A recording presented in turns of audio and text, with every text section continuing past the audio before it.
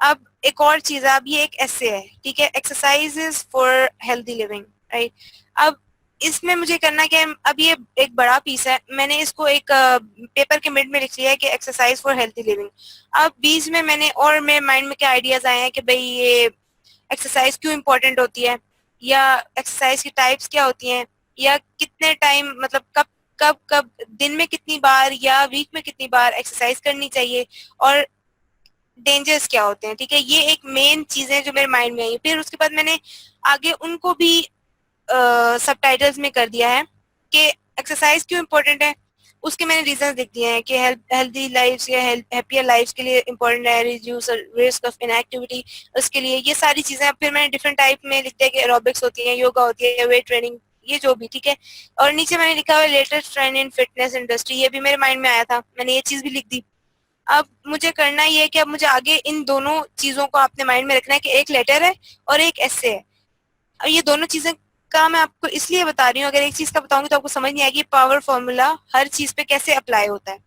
तो आपने इन दोनों चीजों को इस तरह से लेके चलना है कि आपको ये चीज समझ आ जाए कि आप कुछ भी लिखो, कुछ भी लिखो, आपने पावर फॉर्मूला यूज करना है, ठीक है। अब ये एक ऐसे है और एक लेटर है। अब आप, मैंने ये सारी चीजें लिख दी है, मतलब ये मुझे 1 2 3 4 5 चीजें, 5 मेन जो चीजें हैं वो मेरे माइंड में आई हैं एक्सरसाइज फॉर हेल्दी लिविंग के लिए। तो मैंने ये 5 चीजें पेपर पे लिख दी हैं और उसके बाद उनको आगे भी लिख दिया कि भाई क्या क्या चीजें आगे, उसको मैंने और उसको सबटाइटल्स में कर दिया, ठीक है।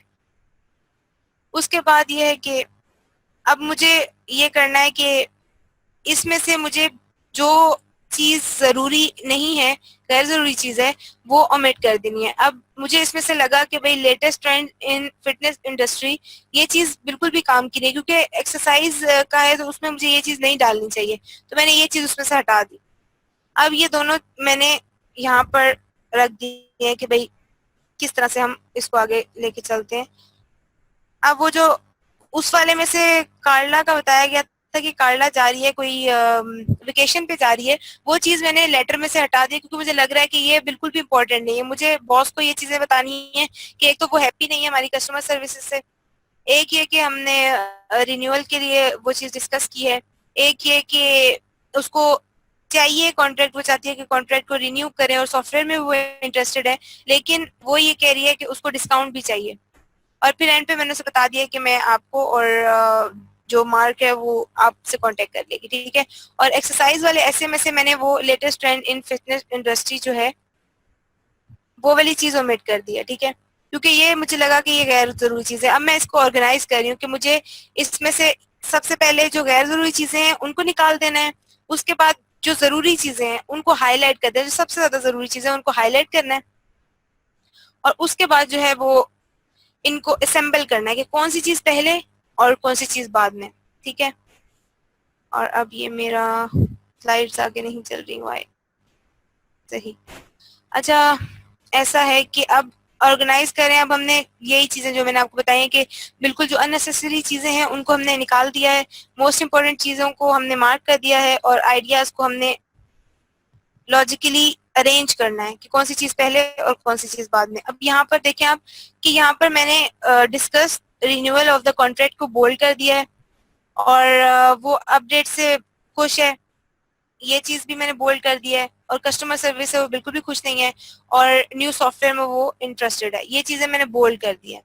अब बाकी जो मैंने उससे जवाब दिए हैं वो मैंने बाद के लिए रख दिया कि ये चीजें मेन हैं और ये चीजें बाद की हैं, ठीक है।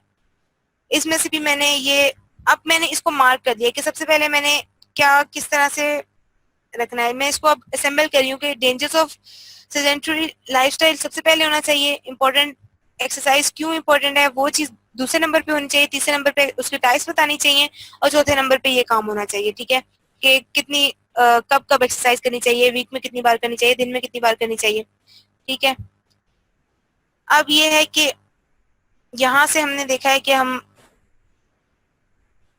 गुड आउटलाइन हमें कैसे मिलेगी कि आपको जितने भी आइडियाज आपको आपको चाहिए ना, जो आपने लिखने हैं, ऐसे हो गया, क्रिएटिव राइटिंग हो गई, या लेटर हो गया, या किसी प्रोडक्ट का रिव्यू हो गया, पहले अपने अपने माइंड को अपने तैयार किया है, आपको जो भी आइडियाज उससे रिलेटेड आ रहे हैं आपने वो लिख लिए हैं। उसके बाद आपने उनको ऑर्गेनाइज किया है। सबसे पहले आपने उनमें से जो गैर जरूरी चीजें हैं, जो भी आपने आइडियाज डाले हैं, गैर जरूरी चीजों को आपने बिल्कुल अभी इस चीज का ख्याल नहीं करना कि ग्रामर की मिस्टेक्स हैं, पंक्चुएशन की मिस्टेक्स हैं या कुछ भी। आपने सिर्फ उनको एक आउटलाइन देनी है जो भी आप लिख रहे हो।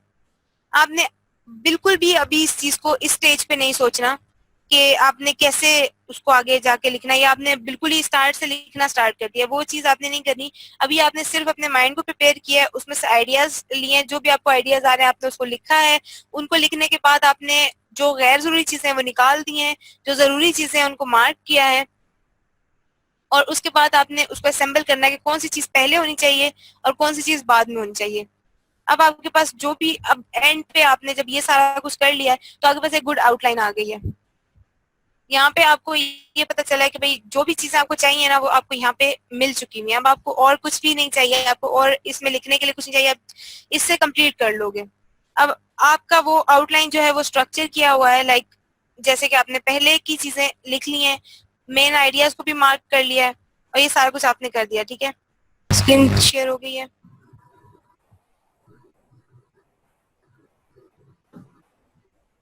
ठीक है, गुड।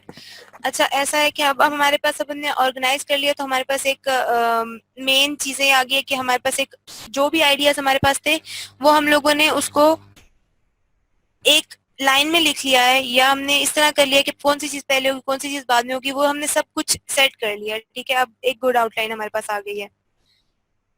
अब हमारे पास ऑर्गेनाइज करने के लिए क्या होना चाहिए कि पहले हमारे पास आइडियाज होने चाहिए और एक स्ट्रक्चर्ड आउटलाइन उसके लिए बनानी है। उसके लिए वो जो 3 स्टेप्स थे कि उसमें से अननेसेसरी चीजें निकाल देनी है, मोस्ट इंपॉर्टेंट चीजों को पॉइंट आउट कर देना है, और कौन सी चीज पहले कौन सी चीज बाद में ये भी सेट कर देना है। जितने भी हमें उसके लिए चीजें चाहिए वो हमें वहां पे लिखी होनी चाहिए, कोई भी चीज मिसिंग नहीं होनी चाहिए। ये हमने ऑर्गेनाइज के लेवल तक हमारे पास ये सारी चीजें होनी चाहिए। ठीक है, देन अब हमने ये अपना लेटर देखा है, हमारे पास ये हमें पता है कि भाई हमने जो मेन चीजें हैं उसको मैंने बोल्ड कर दिया है, और बाकी जो थोड़ी अननेसेसरी चीजें थी कि जो कार्ला है वो जा रही है कहीं पे भी हॉलीडे पे, तो वो हमें बिल्कुल भी ये चीज चाहिए नहीं, तो हमने उस चीज को हटा दिया, और लेटर का ये हमारे पास एक सही से ऑर्गेनाइज्ड फॉर्म में एक चीज आ गई है।